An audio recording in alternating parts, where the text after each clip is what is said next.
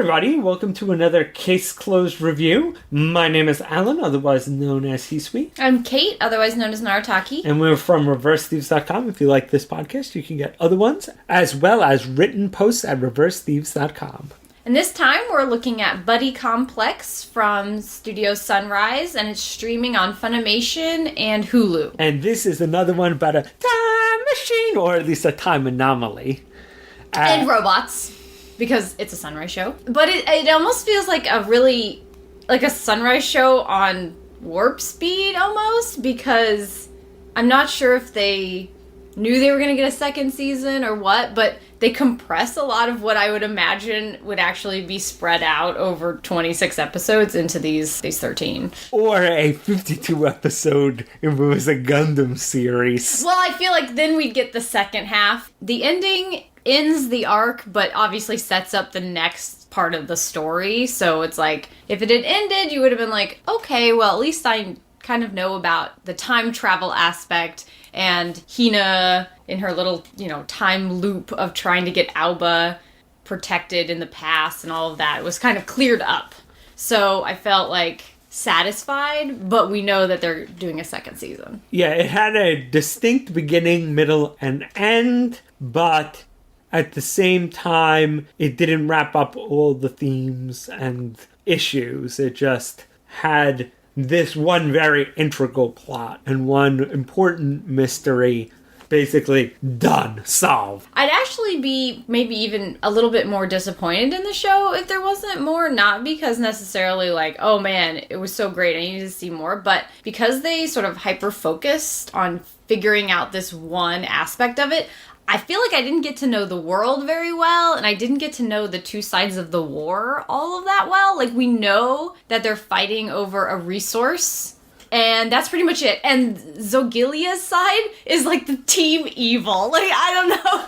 Like, they just are so underdeveloped. It's like, we were evil Russians that obviously were like all brainwashed by Vladimir Putin to be the evilest empire that ever did evil empire. And I mean, I guess they don't like kill any babies or blow up any colonies or anything, but it's almost just the way they're drawn is that team evil. We have like pointy eyes. We're always scowling, so therefore we are the bad guys. And this side is more lighthearted and fun, so they're the good guys, I guess.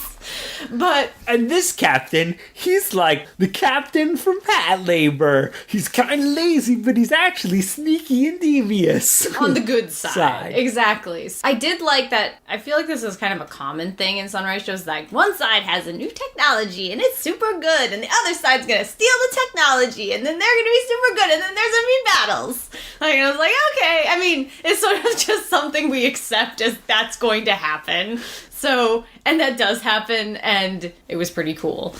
So, are you saying that if they fully follow the Sunrise formula, when we first get back into the next season, there should be, like, these unimportant new villains that are, like, druggies or No, they're not psychopaths. up to that part yet. Oh. Because they still have to kill all of those Zogilia pilots that I don't even know their names because they're so unimportant. Like, but they're kind of like, they have like different character designs. They're not just grunts. So those guys have to get killed first. Then we get the unimportant druggies. Yeah. Like, I mean, the only people on Zogilia's side that we really get to know is Hina, of course, because she's kind of the catalyst for what's going on. She goes back in time. She takes Alba, to the future, and that sort of sets off this chain of events of Alba meeting Dio. But Hina happens to be on the other side of the war when we meet her, and she doesn't remember Alba. So she's kind of our lens into that side, and of course we like her because we saw her in the past and we liked her. But then everybody she's working with is just so undeveloped. I mean, her commander, Alfred, like, I at least can tell that he has an agenda. We don't fully know what the agenda is, but you can tell that he is not just like, oh yeah, he's got some self-interest in it. He's definitely scheming something. Exactly. Because you see him, like, definitely making a few power plays and like, oh, I'm gonna be doing this now, and I'm gonna curry favor with this guy. And I don't know even what he's doing with, there's like, I don't know what she is, like the vice admiral or whatever, Margaret. I thought she was like a strategic planner. She seems to be like above him, but then, you know, he kind of like tries to bring her down, but at the same time, then he like, it's like he's really messing with her head because he brings her down, but then he'll like support her. I don't know if he's trying to get her on his side or what, but those two, like, I don't even know if the show is doing it intentionally, but every time that, from the very first scene that they're together, I'm like, okay, could you guys, like, take out your sexual frustration in a broom closet or something? Because if this show was not so adolescent, that would totally have already happened. Yeah, there is a odd sexual tension between those two. I really need them to, like, get it out of their system, but I feel like we're never gonna get that. And then, I guess there's Bizon, who is Hina's childhood friend, and the thing is that the first time we meet him in this series, he's a psychopath who's trying to kill Alba in the past. But I just feel bad for him watching this show, because it's kind of not his fault. Yeah, he started out a little too into Hina, but not, like, horribly so. I just felt like he's obviously, like, in love with her, and they've been together a lot, and whatever. I mean, yeah, I'm not like, oh man, they should be together, and they're the one true pairing of this show or anything, but I was like, okay, whatever, he didn't seem like a bad guy. No. But then, like, he becomes psycho, but it's so not his fault, so I can't even hate him, I just feel bad. True. There is the main dynamic duo. Hina and Alba could be seen as the main couple, when we all know the real couple is Alba Dio. And I think calling them the dynamic duo actually kind of works. This is Batman and Robin. Dio is the experienced soldier. He has been in the military. He's trained. And then Alba's the civilian. Another common Sunrise thing that they like to do. So, of course, he's distrustful of Alba. And Alba has this crazy story about how he's from the past. And everyone's like, yeah, okay. And it's some crazy Zogilia pilot took me here from the past and to help you guys. And she's really good. No, really, she's good. So, I don't really blame him for not trusting him. Dio's got a serious chip on his shoulder anyway. He's got family issue, and people blame him for certain things. They're not really his fault, but... And I liked him best, but, I am no judge because he's blonde, okay? So I'm just going to say that right now. Don't trust me on this one. But I liked the dynamic between him and Alba, and I thought that over the course of the season, they did a good job of showing them become sort of rivals and friends as it went on. I thought that was fairly well developed. And there's like a step forward, 2 step back kind of relationship. And it doesn't help that anytime they get really close, he pulls some kind of wacky, no, Hina's really super cool, and you guys just don't realize it. Yeah. But as the coupling, which is just, that's just hilarious every time you see it. Exception. Or when they go, nice coupling. And you're like, is there Fujoshi on the ship clapping right now? The way that it works, it kind of, especially as it goes on and we learn a little more about it, kind of reminds me a little Pacific Rim, like of the way the two pilots co-pilot and then get in each other's minds. So I thought that was kind of cool. Anything that puts more Pacific Rim is good. How can you deny that?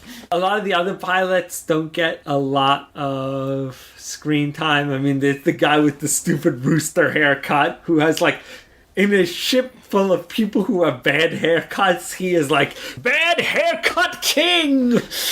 And then there's the older, more mature pilot guy who has a relationship with the scientist who has created the coupling, dynamic. Well, she worked on the project and kind of perfected it.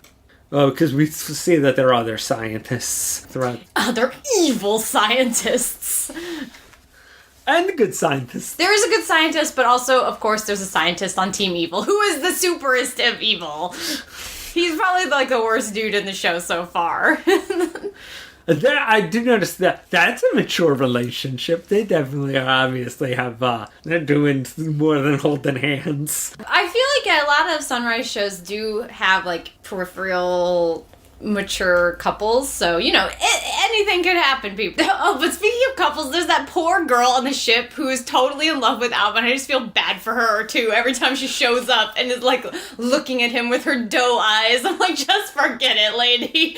Like, just walk away now. No, to bring up something you said before, I do wonder how much we haven't learned the backstory of what's the conflict and everything, because they go out of their way to make a big deal about how a lot before the war got like crazy out of control. They lost a lot of records, and so nobody has any clue what happened to Alba's family. Like those records, apparently, like Japan was a big front line, so a lot of records got destroyed, and they spend the whole episode like trying to find out what happened to his little sister. How long did she live? Did she have any kids? And they can't find any of that information. And I'm really curious if, like, Alba leaving or something like that is like a big reveal, and that they're kind of keeping that close to their chest. But at the same time, by not spoiling that big bum, they do, it does kind of make the world seem a little bit like, so why is this all going on? Question mark, question mark, question mark.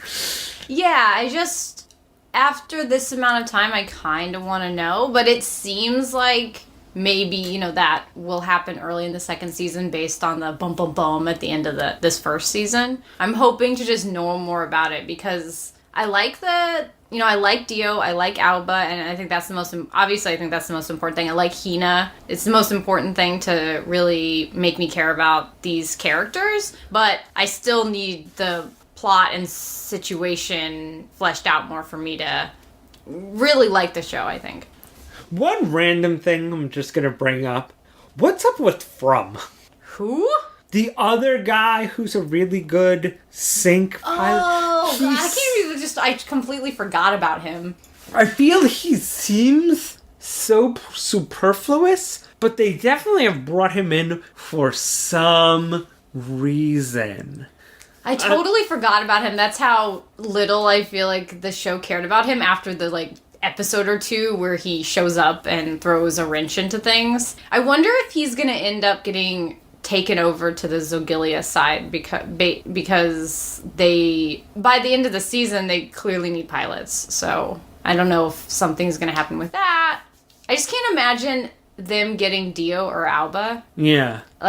Maybe. I mean, that would obviously be a big coup on their part, but maybe he'll factor into that somehow. I feel like unless they just bad writing or forgetful or like a drop plot thread, I really feel like they had to have brought him in for some reason. I am still all question marks on that. Again, I kind of wonder if it's how compressed the show feels as opposed to a longer drawn out Sunrise show, because I feel as though in something else, like say a Gundam show, those pilots on Zogilia, we'd know more about them, we'd see them have a cool fight or two, and we'd know something more about them. Same with the other pilots that we mentioned earlier from the Alliance side. We'd know more about them too and care, where I feel like we don't know anything really about either of them, and then we also don't know that much about this guy, so I wonder if it's just all falling by the wayside.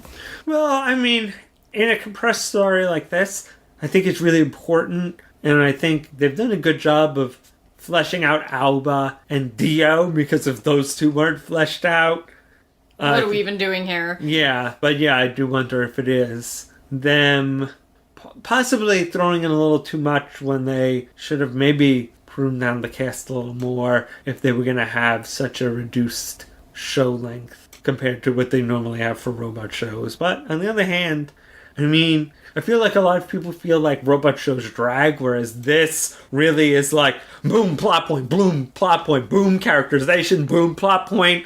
I mean, it does go by really fast. There's always some good action, so it does keep the pace up. So I guess it's a little bit of a trade-off. We'll see what happens in season 2. But I'm still interested. I predicted a lot of what was going to happen in the end, but it almost seemed like they set it up So you were like, so then this happened, and then twist! And I liked that, how I was like, all right, so it's going to play out like A, B, C, D, end of season. And you're like, A, B, C, D, twist! And then another reveal, see you next season. And I was like, that was pretty nice. All right. Yeah, I liked the bump at the end. I wasn't expecting that either, so I'm very curious to see the next season. I'm glad it's getting another season. All right, see you guys next time.